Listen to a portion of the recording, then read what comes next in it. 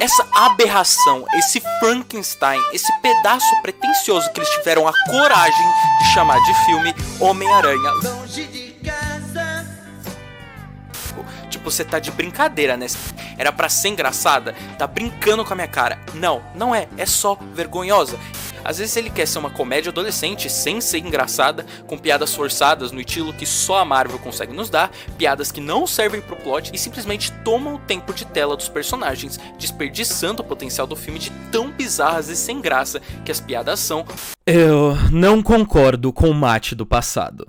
E eu sei que pode parecer estranho pra vocês, afinal de tudo que eu defendi aqui no canal, essa seria a coisa que eu menos defenderia. Mas com o tempo, tudo foi mudando. Não só eu amadureci, como assistir esse filme 1800 vezes diferentes, me fizeram mudar totalmente o meu ponto de vista sobre ele. Então, hoje, esse é um vídeo resposta pra mim mesmo, de que esse filme, apesar dele ser ruinzinho, é divertido, uma montanha-russa sensacional que não tenta ser um ponto de virada pro personagem, mas uma HQ semanal como tivemos diversas vezes nos quadrinhos. E por isso, agora eu amo essa obra. Homem-Aranha Longe de Casa se passa 8 meses após os acontecimentos de Vingadores Ultimato, após a morte de Tony Stark e outros grandes heróis. Nele vemos Peter querendo viver uma vida normal com a garota que gosta, querendo ter férias após presenciar um dos eventos mais traumáticos de toda a sua vida, uma invasão alienígena em larga escala que ditava o futuro não só da Terra, mas de todo o universo. Ele quer descansar e ter um momento com a garota que gosta, algo que todo adolescente já passou em sua vida. E por mais que digam que o Peter deixa suas responsabilidades de lado aqui, ele passa o filme todo perdendo seus momentos com a MJ e da sua viagem ajudando o Nick Fury e o Mistério a resolverem o problema com os elementais, mesmo contra sua vontade. Nem sempre o Homem-Aranha quis deixar de lado sua vida pessoal nos quadrinhos. Diversas vezes sua moral o obrigava a isso, e é o que acontece aqui. Ele poderia deixar de lado, mas ele não deixa, mesmo não querendo estar ali, ele tá. As atitudes, pelo menos aqui, valem mais do que intenções. O relacionamento de Peter e MJ é perfeito. Apesar dele ter surgido do nada, existe um hiato de cerca de 1 ano e 8 meses entre De Volta ao Lar e Longe de Casa, já que os personagens foram blipados e os 5 anos não contam. Então muita coisa pode ter acontecido para que o Peter desenvolvesse um interesse pela MJ. E nem adianta reclamar que veio do nada, já que os interesses do Peter pela Mary Jane, por exemplo, nos filmes do Sam Raimi, do Tobey Maguire, também vieram do nada. O único que realmente desenvolveu um interesse através de uma amizade construída foi a do Peter pela Gwen em Tasme. Aqui a MJ é uma parceira do Peter que primariamente se torna sua amiga, para aí sim se tornar um interesse romântico de fato. O elefante na sala, o óculos de bilhões de dólares com drones assassinos. O fato de que a Edith foi feita como uma arma é usado como ponto contra o filme, dizendo que ele estraga o arco de personagem do Tony Stark, o que não é totalmente verdade, já que desde Vingadores Era de Ultron, Tony teve diversas decisões conflitantes em relação à sua promessa de nunca mais construir armas. Querendo ou não, as suas armaduras são armas que já caíram nas mãos erradas, não uma, nem duas, mas umas 3 vezes diferentes. Por exemplo, se você vê nas roupas do Homem de Ferro, nas armaduras, ele usa armas que usam munição, tipo bala mesmo, tiro, porrada e bomba, mano. O Ultron foi uma criação que prezava a proteção do planeta e resultou em centenas de pessoas mortas. A questão não são as armas, mas a intenção com a qual são usadas. Todas essas foram construídas prezando a segurança do planeta e levando em conta que após o estalo do Thanos, metade da população do planeta foi dizimada. É possível que o Tony tenha construído os drones como uma forma de defesa para o planeta, assim como o Ultron, tentando realizar seu plano de criar uma armadura ao redor do mundo. Claro, entregar esse poder nas mãos de uma criança é realmente impensado, mas é algo com o qual Tony sempre esteve acostumado, a impulsividade das suas ações. Muitos dizem que o Peter é uma espécie de Robin de Ferro ou Iron Boy Jr., mas a realidade é totalmente diferente. Nesse filme, ele sempre tá fugindo desse manto. Presenciamos um Peter que vive com o fardo de se tornar não o novo Homem de Ferro literalmente, mas com a falta da figura de um grande herói defensor do mundo, novas pessoas irão tentar ocupar esse espaço, como é no caso do Mistério, pessoas com intenções não tão altruístas. O objetivo de Tony escolhendo o Peter não é para que ele seja como ele, mas melhor. Tony não é um modelo a ser seguido. A construção de armas, do Ultron, da Edith, seu ego, são coisas que não fazem parte de ideais heróicos. Ao longo do filme, Peter acredita que ele precisa encontrar o próximo Tony Stark, dando a Edith pro Mistério. Pode parecer uma decisão burra, mas naquele momento, no lugar do Peter, aquela seria uma decisão lógica ao ver um herói que ele viu morrer se sacrificando pelo mundo. O suposto próximo bilionário bonitão com pinta de galã que vai salvar o mundo. todo. Tanto que o Mistério replica a morte do Tony Stark na frente do Peter de um jeito muito parecido, para que o Peter veja que ele é capaz de se sacrificar pelas pessoas, como o Tony fez. Peter tenta encontrar esse novo Tony Stark sem perceber que o que o mundo precisa de verdade naquele momento não é um novo Tony,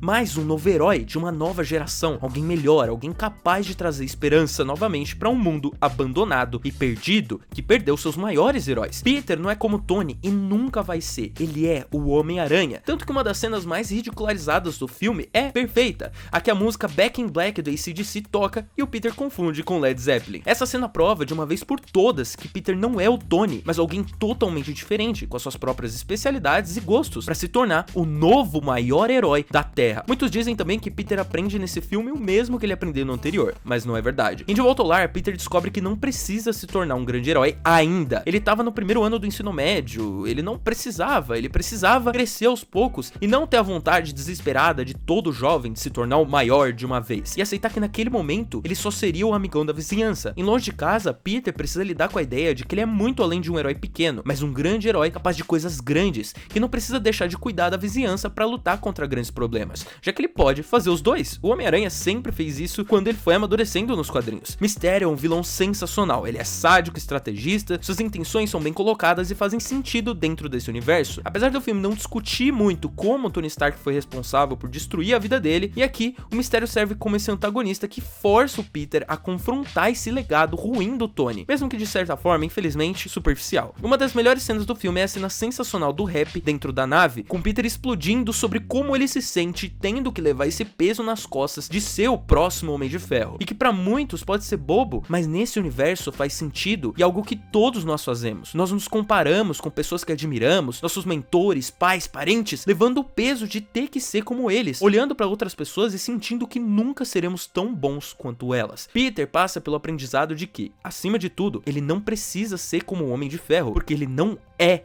o Homem de Ferro. Ele não precisa ser o maior herói do mundo, não é um peso que ele deve carregar, ele precisa ser ele mesmo, o próprio herói, o Homem-Aranha, e sendo quem ele é a melhor pessoa possível. O terceiro ato é a melhor parte do filme, trazendo uma das melhores cenas do Homem-Aranha envolvendo as ilusões do Mistério e o Peter usando o sentido aranha, que falha durante todo o filme, muito provavelmente por estar ligado às inseguranças do Peter sobre si mesmo e sobre quem se tornar. Mas aqui, no final do filme, ele é capaz de subverter isso e derrotar o Mistério, derrotar aquele que confundia a sua mente, e nesse momento, segurando a mão do Mistério, logo depois dele tentar dar um tiro na cabeça do Peter. É uma cena muito B10, com a trilha sonora do Michael Giacchino sendo muito mais madura do que era em De Volta ao Lar, construindo seu próprio traje, demonstrando que é sim capaz de resolver a situação sozinho, apesar da ajuda de parceiros. Quem resolve a situação de fato é o Peter com a sua inteligência, e ele vai precisar lidar com as consequências dos seus erros no filme seguinte. Grandes poderes, grandes responsabilidades. Eu acredito que esse filme é como se fosse um prólogo ao Homem-Aranha sem caminho pra casa. Eu sei que isso é meio errado, mas fazer o que? É assim que o filme foi feito. Eu não vou ser injusto aqui, eu não acho um filme perfeito, eu acho um filme cheio de erros, e ele é um filme meio bobo, é como se ele fosse uma comédia adolescente e não tenta ser uma história do Homem-Aranha, mas é um filme que eu me divirto, eu gosto tanto do personagem que eu assisto esses filmes, mesmo eles sendo meio bobos, mas eu me divirto. A questão é, nem todos os julgamentos feitos ao filme são totalmente justos, essa é uma versão diferente, uma repaginação do personagem. Infelizmente, essa não é a versão que a gente viu do Sam Raimi ou do Andrew Garfield, é um novo personagem que vive um outro contexto, em outro mundo,